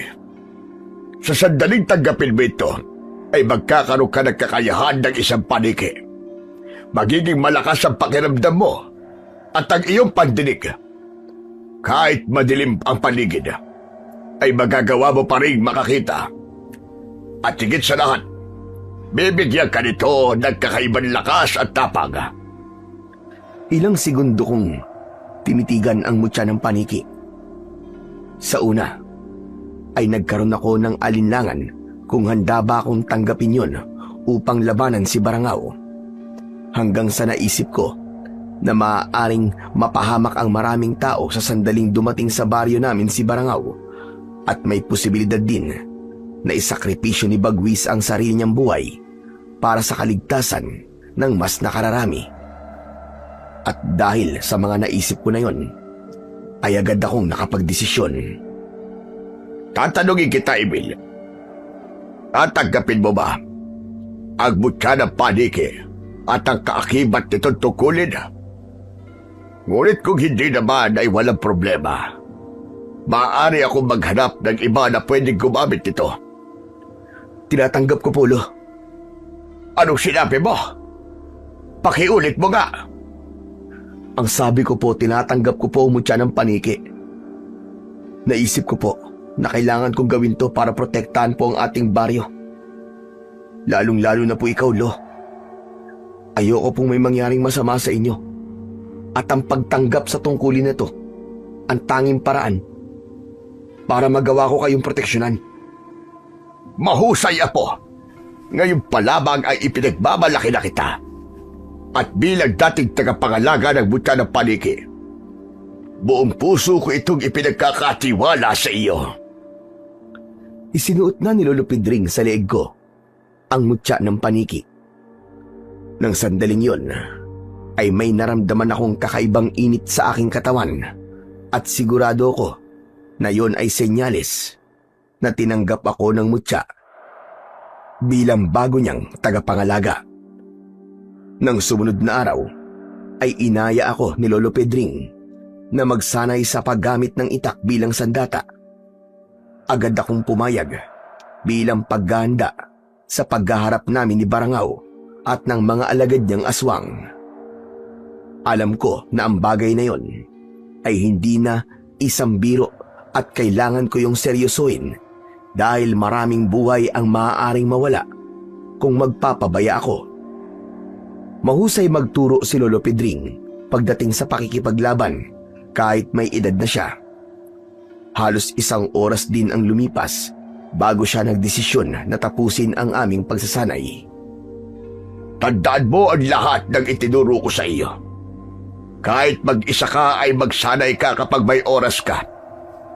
Diyan mo muna ituon ang iyong atensyon at ako na ang bahalang kumamot sa mga sugat ni Bagwis. Talaga po? Gagawin niyo po yun, Lo? Bakit hindi? Kung iniligtas ka niya, ay dapat din akong magpasalamat sa kanya. At ang panggagamot ko sa mga sugat niya ang paraan ko ng pagpapasalamat ko sa kanya. Nakakatuwa ka naman po, Lo. Napakalawak po talaga ng isip nyo. Kahit isang aswang po si Bagwis, ay tutulungan nyo pa rin po siya. Sa totoo lang, nung una ay naguguluhan ako kung bakit mo siya tinutulungan. Pero naisip ko na hindi dapat natin husgahan ang isang nilalang base sa kanyang itsura o pinanggalingan. Ang dapat natin tignan ay kung ano ang laman ng kanyang puso. Tama po kayo, Lolo Pedring.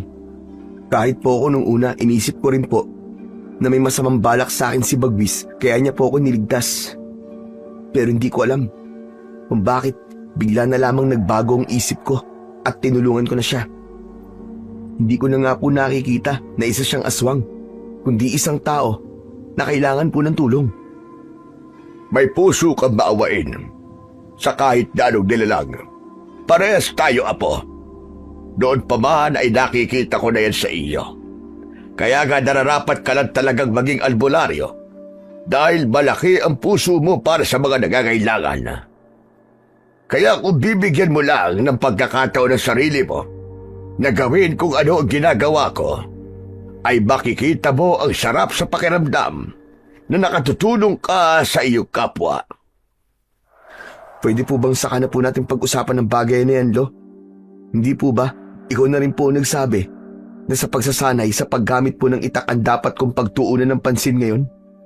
Alam ko, pero sinasabi ko lang sa iyo ang katotohanan. Oo nga pala. Pupuntahan ko na ngayon si Bagwis para gamutin ang mga sugat niya. Ikaw naman ay magpahinga at mamaya kung may oras ka, ay magsanay ka ulit. Sige po, Lo, gagawin ko yon. Mag-iingat po kayo. Hindi nagtagal ay umalis na si Lolo Pedring. Upo po ako sa harapan ng aming bahay at tumingin ako sa kawalan. Hanggang isang ngiti ang sumilay sa labi ko. Aminado kasi ako na mas nagustuhan ko ang pagsasanay namin ni Lolo sa paggamit ng itak kesa sa panggagamot. Pakiramdam ko tuloy ay nahanap ko na kung ano ang silbi o layunin ko sa mundo ng sandaling yon. Makalipas ang isang oras, ay bumalik na si Lolo Pedring sa aming bahay. Sinabi ko sa kanya na may nagpapatawag sa kanya sa kabilang baryo para doon ay manggamot. Muli siyang umalis habang ako naman ay naisipan na magsanay ng mag-isa. Hapon na nang nakabalik si Lolo Pedring dahil aniya ay may ilan pang nagpagamot sa kanya. Ako na ang nagluto ng aming hapunan at hinayaan ko siyang makapagpahinga. Nang tuluyan ng kumalat ang dilim sa labas, ay sabay na kaming kumain ni Lolo. Lo, oo nga po pala. Kumusta na po si Bagwis? Medyo natutuyo na ang mga sugat niya. At sa tingin ko naman ay nakakabawi na siya kahit papano ng lakas. Mahusay ang ginawa mong panggagamot sa kanya, Apo. Aba, syempre po. Kayo ba naman na nagturo sa akin kung paano manggamot eh. Pero Lo, sa tingin niyo po ba? Kung sakali, kaya ko pong talunin si Barangaw? Apo, naniniwala ako sa kakayahan mo. At kailangan maniwala ka rin sa sarili mo. Sa sandaling magkaharap kayo, ay wag na wag mong hahayaan na pangunahan ka ng takot. Kung matakot ka man, ay wag mong ipapakita yun sa kanya dahil gagamitin ni Barangaw ang takot mo para matalo ka niya. Sa gitna ng pag-uusap namin ni Lolo Pedring, ay may narinig kaming mga taong nagsisigawan sa labas. Agad-agad kaming sumilip sa bintana at doon ay nakita namin ang isang malaking aswang na hawak ang isang matandang babae sa kamay.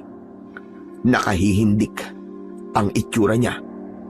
Tila isa siyang demonyo na umahon mula sa impyerno. Naramdaman ko ang kakaiba niyang lakas At sigurado ko na ang aswang na yon ay si Barangaw. Bagwis! Alam kong nasa paligid ka lang at nakikita mo ko. Lumabas ka sa pinagtataguan mo. Harapin mo kung traitor ka. Dahil kung hindi, ay uubusin ko ang mga taong pinoprotektahan mo. Lo, si Barangaw na po yata ang aswang na yun. Sa palagay ko ay tama ka, Apo. Ito na ang oras para ipakita mo sa kanya na kaya mo siyang tapusin. Nilakasan ko ang loob ko. Alam ko na walang puwang ang takot ko ng mga oras na yun. Kinuha ko ang itak at bago ko lumabas ay mahigpit ko munang hinawakan ang mutya ng paniki. Binulungan ko ang mutya na tulungan niya akong iligtas ang aming baryo at talunin ang pinuno ng mga aswang na si Barangaw. Matapos yun, ay patakbo kong nagtungo sa kinaroroonan ni Barangaw. Huminto ako, ilang dipa ang layo sa kanya para makabuelo kung kinakailangan. Hoy! Pangit na aswang! Matanda lang ba ang kaya mo? Pakawalan mo si Aling Celia at ako ang harapin mo! Diablong buwang ka! At sino ka naman, Kutong Lupa? Hindi ikaw ang hinahanap ko. Kaya huwag kang makialam dito. Tinatanong mo kung sino ako? Pwes, ako lang naman ang tagapagtanggol ng baryong to. At hindi ako papayag na maggasik ka rito ng kasamaan mo, Barangaw! Kahaga-haga. Paano mo nalaman kung ano ang pangalan ko? Ha! Sabihin na lang natin na isang aswang ang nagkwento sa akin ng tungkol sa'yo! Sigurado ko na ang traitor na si Bagwis ang aswang na tinutukoy mo. Nasaan ang traitor na yun? Sabihin mo sa akin ang kinaroroonan niya at papatayin ko siya sa harap mo mismo. Wala kang makukuhang sagot sa akin, hayop ka! Hindi mo malalaman kung nasan siya! Dahil papatayin na kita ngayong gabi! Nakakatakot nang umisi si Barangaw. Naglabasan ang kanyang mahahabang pangil at tumutulo pa ang kanyang malapot na laway na may kasamang dugo. Pagkatapos nun, isang napakalakas na alulong ang kanyang pinakawalan at sabay-sabay na lumabas ang mga aswang na alagad niya sa paligid. Sigurado ka bang kaya mo akong patayin? Baka naman sa mga alagad ko pa lang ay sumuko ka na. Ha! Ang dami mong pang sinasabi. Bakit hindi mo na lang ako subukan? Marahas na binitiwan ni Barangaw ang matandang babae na hawak niya. Nagmamadaling tumakbo palayo ang matanda. Matapos yun, ay mabilis na sumugod si Barangaw sa akin. Sinalubong ko naman siya at hindi ako makapaniwala dahil pakiramdam ko ay isa akong paniking lumilipad sa bilis ng aking galaw. At kahit madilim, ay malinaw kong nakikita si Barangaw at ang iba pang mga aswang. Para akong nagkaroon ng night vision. Kakalmutin sana ako ni Barangaw, pero sinalubong ko siya ng taga. Nagawa ko siyang sugatan sa kanyang kamay. Doon na nagsimulang sumugod sa akin ang iba pang mga aswang. Ngunit laking gulat ko nang isang mabilis na nilalang ang tumabi sa akin at hindi ako makapaniwala nang nalaman ko na si Bagwis yun na nasa anyong aswang. Bagwis! Anong ginagawa mo rito? Hindi ba? Sinabi ko na tutulungan ko kayo sa sandaling dumating si Barangaw dito. Pero mga sugat mo, kaya mo ba talagang makipaglaban? Kailangan kong kayanin. Dahil hindi ko pwedeng hayaan si Barangaw at ang mga alagad niya na patayin ang lahat ng mga tao rito.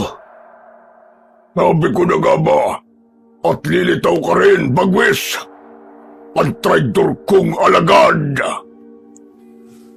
Hindi mo na ako alagad! Dahil matagal na akong tumiwalag sa'yo. At kamatayan mo naman ang magiging kabayaran sa pagtataksil at pagtiwalag mo sa akin. Emil, ikaw nang bahala kay Barangaw. Alam ko kaya mo siyang patayin dahil nabanggit sa akin ng lolo mo at tungkol sa mutya mo. Ako nang bahala sa mga alagad niya. Kaya-kaya mo siya, Emil. Malaki ang tiwala ko sa'yo. Sinunod ko ang sinabi ni Bagwis. Mabilis siyang kumilos at mag-isa niyang nilabanan ang mga alagad na aswang ni Barangaw. Muling sumugod si Barangaw at sa pagkakataon na yon ay mas mabilis ang galaw niya. Ngunit kahit gaano siya kabilis, ay nagawa ko pa ring sundan ang bawat kilos niya.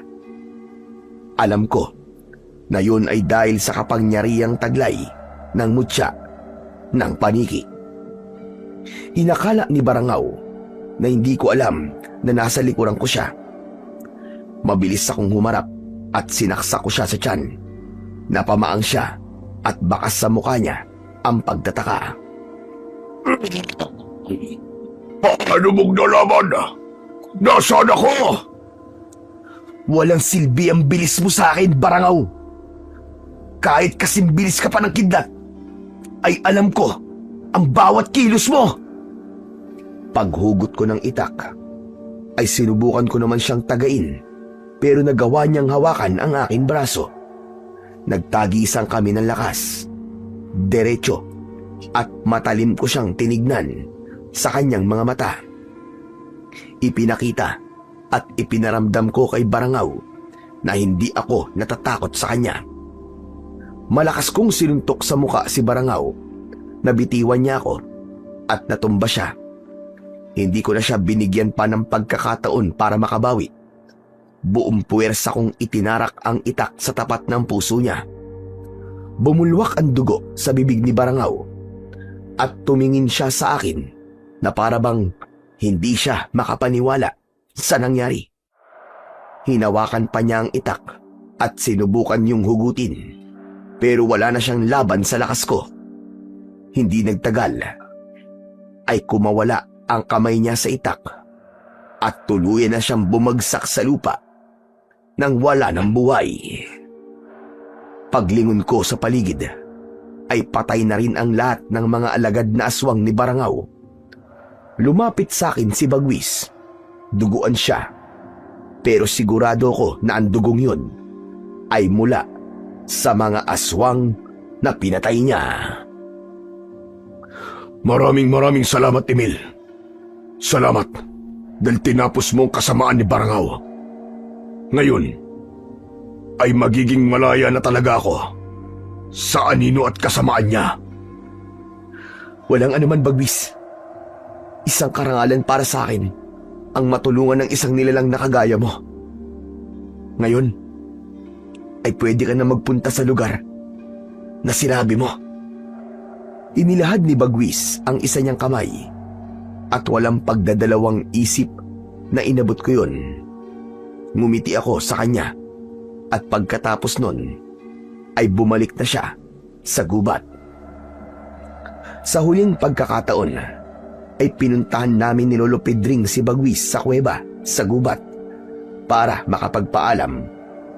Nang tuluyan ng umalis si Bagwis, ay may saya akong naramdaman dahil alam ko na mas magiging maayos ang buhay niya sa pupuntahan niyang lugar. Pagkatapos ng lahat ng nangyari, ay sinubukan kong seryosohin ang pag-aaral para maging isang albularyo kagaya ng lolo ko. Hindi ko akalain na magkakaroon ako ng interes sa panggagamot at sa mga aral ni Lolo Pedring. Makalipas lamang ang ilang buwan, hindi na lang ako kilala bilang tumalo sa pinuno ng mga aswang na si Barangaw, kundi bilang isang mahusay na albularyo sa aming lugar. Nagawa ng magpahinga ni Lolo Pedring dahil ako na ang pumalit sa kanya. Nang makilala ko si Bagwis, doon ko napagtanto na malaki ang nagagawa ng pagiging mabuti at matulungin dahil nakapagbibigay ito ng pag-asa.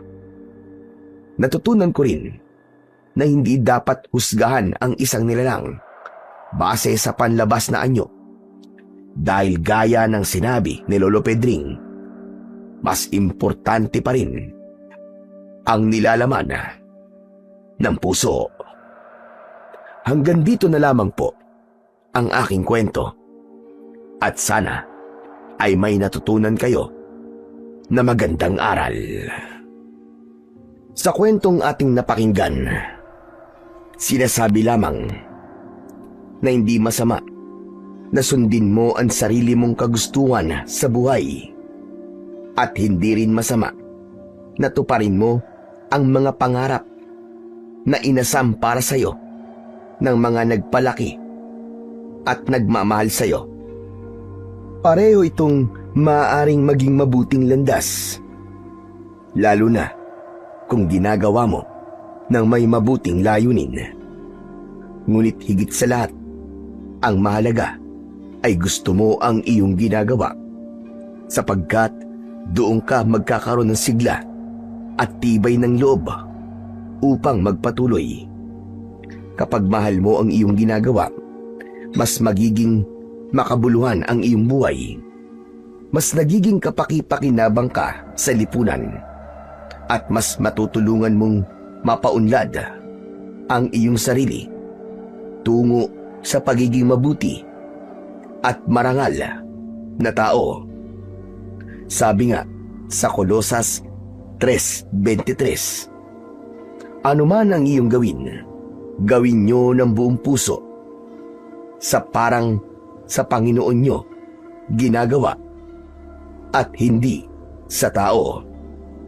Sa huli, ang pinakamahalagang piliin mo ay ang landas na maghuhubog sa iyo upang maging mas mabuting tao. Isang taong may silbi sa kapwa, may malasakit sa sambayanan, at may pusong handang maglingkod, sapagkat ang tunay na tagumpay ay hindi lamang ang pagtupad sa pangarap, kundi ang paggamit ng iyong buhay upang makagawa ng mabuti para sa iba. Maraming salamat po sa walang sawang pakikinig at pagsuporta sa aking mga YouTube channel na The Voice Addict at mga kwento ni Apong Isaac. Hanggang sa muli, at pagpalain po nawa kayo ng Diyos na may kapal.